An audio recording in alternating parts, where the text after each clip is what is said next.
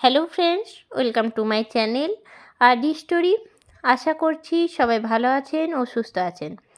আমার আজকের রেসিপি সম্পূর্ণ নিরামিষ চাউমিন। ঠিক যেরকম ছোটোবেলায় আমরা স্কুলে কলেজে নিয়ে যেতাম মায়ের হাতের চাউমিন, ছোটোবেলায় মা ঠিক এই রকমভাবেই একদম সামান্য উপকরণ দিয়ে চাউমিন তৈরি করে দিত।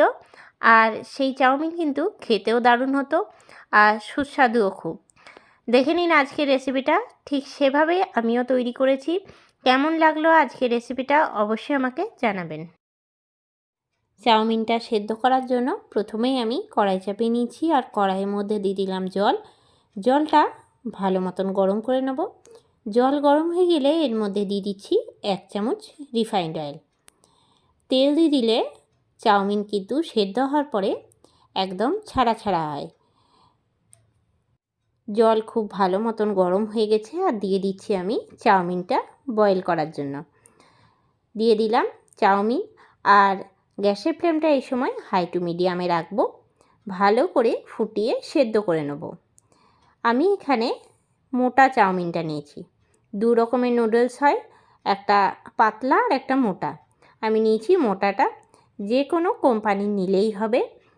ভালো করে সেদ্ধ করে নেওয়ার পরে ঢেলে রাখছি একটা বাটির মধ্যে। জলটা ছেঁকে নেওয়ার পরে ওপর থেকে দিয়ে দিচ্ছি ঠান্ডা জল। ওপর থেকে ঠান্ডা জল দিলে চাউমিনের গায়ে যে মাড়টা থাকে সেটা কিন্তু পুরোটাই ঝরে যায়। চাউমিনের জলটা ঝরিয়ে নেওয়ার পরে আবারও কড়াই চাপিয়ে নিয়েছি আর কড়াইয়ের মধ্যে দিয়ে দিচ্ছি সাদা তেল। আমি এখানে 3 চামচ তেল দিলাম। তেলটা ভালো করে গরম করে নেব। তেল ভালো করে গরম হয়ে গেলে এর মধ্যে দিয়ে দিচ্ছি গ্রেট করে রাখা আদা। আদাটা হালকা করে ভেজে নেব। আদাটা ভাজা হতে হতে এর মধ্যে দিয়ে দিচ্ছি কুচি করে রাখা আলু। আলুটা একটুখানি মোটা মোটা করে কেটেছি, ঠিক যেরকম আলু ভাজা কাটি। আলুটা তেলের মধ্যে দেওয়ার পরে ভালো করে নাড়াচাড়া দিয়ে নিচ্ছি। দিয়ে দেবো হলুদের গুঁড়ো আর দিয়ে দিচ্ছি লবণ। স্কুল কলেজে যে টিফিনের চাউমিনটা নিয়ে যেতাম ঠিক এই রকম হলুদ দেওয়া থাকতো। আর খুব সহজভাবেই কিন্তু বাড়িতে মারা রান্না করে দিত। এই চাউমিনটা করতে কিন্তু খুব বেশি সময় লাগে না আর সম্পূর্ণ নিরামিষ আর একদম সহজভাবেই কিন্তু হয়ে যায়। নুন আর হলুদ দেওয়ার পরে ভালো করে নাড়াচাড়া দিয়ে দিলাম ঢাকা। বেশ কিছুক্ষণ পরে ঢাকনা খুলে একবার নাড়াচাড়া দিয়ে নিচ্ছি। আলুটা সেদ্ধ করে নেব। বেশ কিছুক্ষণ ঢাকা দেওয়ার কারণে কিন্তু আলুটা এখন অনেকটাই প্রায় সেদ্ধ হয়ে এসছে।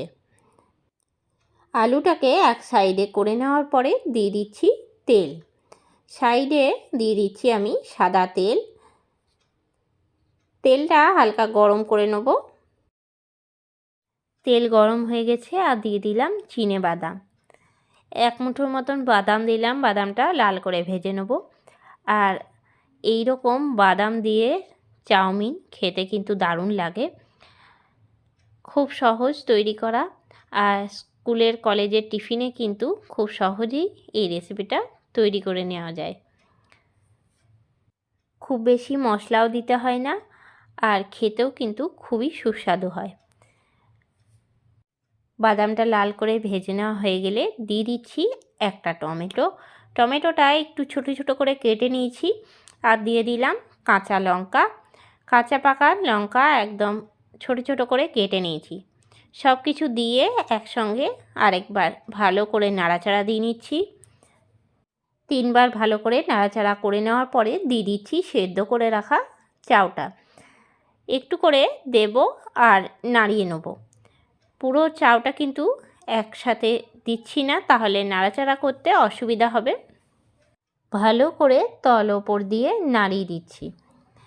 বেশ কিছুক্ষণ নাড়াচাড়া দেবো আর একটু করে দিয়ে নাড়িয়ে নিলে কিন্তু ভালো করে চারদিকে আলু বাদাম হয়ে যাবে। একবার নাড়াচাড়া দেওয়ার পরে আবারও আমি দিয়ে দিলাম বাকি যেটুকু চাউমিন সেদ্ধ করে রাখা ছিল সেই চাউটা। আবারও আমি নাড়াচাড়া দিয়ে নিচ্ছি। তবে এই চাউমিনটা তৈরি করতে কিন্তু আমি খুব বেশি মশলার ব্যবহার করব না, একদমই মশলা দিচ্ছি না। আপনারা চাইলে হালকা চাউমিনের মশলা দিতেই পারেন, তবে এই নিরামিষ চাউমিনটা কিন্তু এই রকমভাবে করলেই খুব ভালো লাগবে। ভালো করে নাড়িয়ে নেওয়ার পরে আমি দিয়ে দিচ্ছি আন্দাজ মতন লবণ আর দিয়ে দিচ্ছি চিনি। যেহেতু আলুটা ভাজার সময় একবার লবণ দিয়েছি, সেই বুঝেই লবণটা কিন্তু দিতে হবে অবশ্যই। আর দিয়ে দিচ্ছি 1 চামচ চিনি। চিনি আর লবণ দিয়ে নিয়ে খুব ভালো করে নাড়াচাড়া দিয়ে নিচ্ছি। আর তৈরি হয়ে গেল আমার আজকের রেসিপি, সম্পূর্ণ নিরামিষ টিফিনের চাউমিন। কেমন লাগলো আজকের এই রেসিপিটা অবশ্যই আমাকে জানাবেন। একদম সহজ পদ্ধতিতে তৈরি চাউমিন। তৈরি হয়ে গেল আজকের রেসিপি, টিফিনের চাউমিন।